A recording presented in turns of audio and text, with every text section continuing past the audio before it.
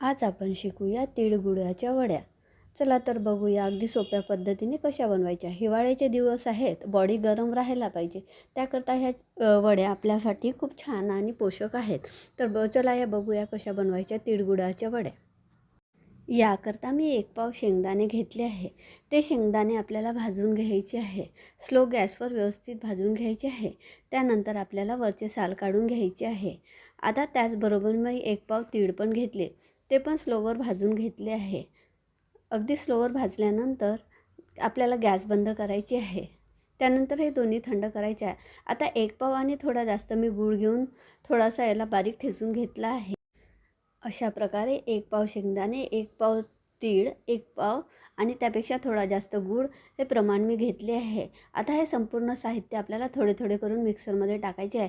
थोडे तीळ, थोडे शेंगदाणे त्यासोबतच थोडा गूळ आपल्याला मिक्सरमध्ये बारीक करून घ्यायचा आहे.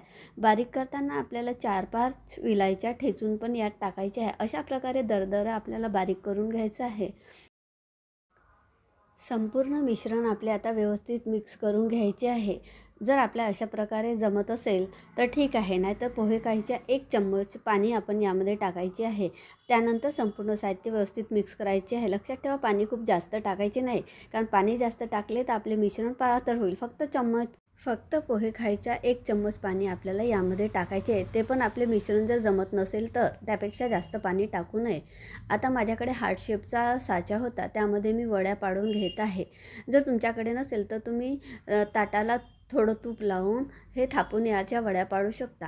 त्यानंतर थोड्या सेट झाल्या की आपल्या वड्या तयार. अशा प्रकारे आपल्या हार्ट शेपच्या वड्या तयार झाल्या आहेत. तुम्ही नक्की करून बघा. जर तुम्हाला वड्या पाडायच्या नसेल तर अशा प्रकारे तुम्ही लाडू पण बांधू शकता.